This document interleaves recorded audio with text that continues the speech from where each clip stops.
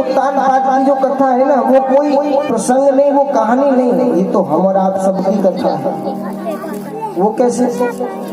हम और आप सबकी उत्तान पाद है दो स्थिति से, दो परिस्थिति से। कौन कौन सी? पहली परिस्थिति, उत्तान पाद किसको कहा जाता है? जिसका ऊंचा पद होता है उसको उत्तान पाद कहा जाता है। या फिर ये मान लो जो उल्टा लटका रहे, ऊपर पैर नीचे सिर, उसको भी उत्तान पाद कहा जाता है। और हम देखें अपने आप को तो हम भी तो दोनों ही परिस्थिति से उत्तान पाद है। वो कैसे? बोले कोई ना कोई व्यक्ति किसी ना किसी पद पर बैठा हुआ है। कोई माँ के पद पर बैठा है, कोई पिता के पद पर, कोई भाई के पद पर, कोई बहन के पद पर, कोई बाबा के, कोई चाचा के, कोई फूफा के, कोई मंत्री के, कोई प्रधान के, कोई सरपंच के, किसी ना किसी पद पर बैठे हुए कि नहीं बैठे हुए। इसीलिए एक स्थिति से तो हम ये उत्तान पाद हुए, और दूसरी स्थिति कौन सी? बोले जिसका ऊपर पैर नीचे सिर, वो उत्तान पाद कहलाता है। तो भैया हम और आप सभी तो उत्तान पाद हैं। क्यों? क्योंकि हम भी 9 महीने माँ के घरों में ऐसे ही उल्टे लटके रहते हैं, ऊपर पैर और नीचे सिर होता है हमारा। उस स्थिति से भी देखा जाए तो हम और आप सब उत्तान पाद हैं। और देखो उस उत्तान पाद की 2 पत्नियां थी, सुनीति और सुरुचि, और हमारी और आप सबकी भी 2 पत्नियां हैं। हमारी और आप सबकी भी 2 पत्नियां हैं। कौन सी? बुद्धि और कुबुद्धि।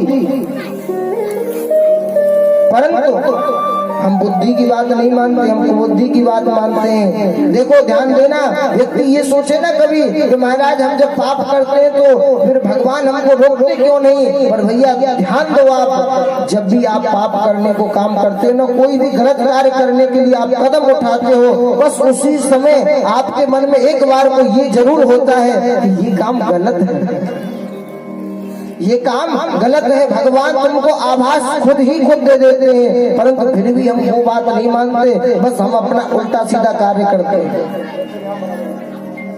हमारे अंदर सबसे बड़ी कमी बस इसी बात की है कि व्यक्ति जो बढ़िया कार्य होता है उसको कल पर टाल देता है, और जो बुरा कार्य होता है उसको आज तत्काल करने के लिए तत्पर है। वो कैसे? देखो रावण ने सोचा कि भाई मैं जो अग्नि में धुआं निकलता है ना, उस धुएं को खत्म कर दूंगा, माताओं को बहुत दिक्कत होती है। परंतु उसने क्या सोचा? आज नहीं कल करूंगा। एक दिन उसने सोचा कि भाई ये जितने भी मनुष्य हैं ये सब नरक में जाने के लिए डरते हैं, ये चाहते हैं कि भाई स्वर्ग कैसा होगा, न जाने कैसा है। हे भगवान हम मर जाएं तो उसके बाद में स्वर्ग में ही भेजना। तो इसीलिए रावण कहने लगा कि मैं इन व्यक्तियों को जीते जी स्वर्ग में पहुंचाने के लिए सुविधा करूंगा, मैं सैनी बनवाऊंगा, इनके लिए सीढ़ियां बनवाऊंगा चढ़ने के लिए, स्वर्ग में जीते जी जावे। परंतु कब टाल दिया? कल करूंगा। रावण में ये सामर्थ्य थी। क्यों? क्योंकि सभी देवी देवता उसके बंधन में थे, उसकी कारागार में थे, काल भी उसकी पाटी से बंधा हुआ था। परंतु कब पर टाल दिया? कल करूंगा।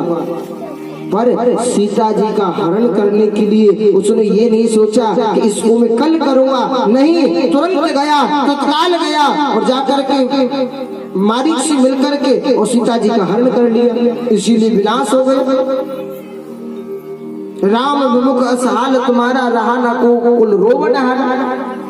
भगवान से विमुखता हो गई। काय की वजह से? कुबुद्धि की वजह से। यदि हम बुद्धि की बात मानेंगे तो भक्ति स्वरूपा ध्रुव हमारे अंदर उत्पन्न होगा। जो सुनीति थी उसी के तो ध्रुव जी हुए थे। जब हम अपनी बुद्धि की बात मानेंगे, अपने विवेक की बात मानेंगे, तभी हमारे अंदर ध्रुव जैसी भक्ति उत्पन्न होगी, ध्रुव रूपी भक्ति उत्पन्न होगी, तभी भगवान हमको मिल सकते हैं। पर आजकल हम बुद्धि की बात मानते हैं, बुद्धि की तो मानते ही नहीं है, विवेक की बात तो मानते ही नहीं है। और देखो परिणाम क्या होता है? पछताना पड़ता है।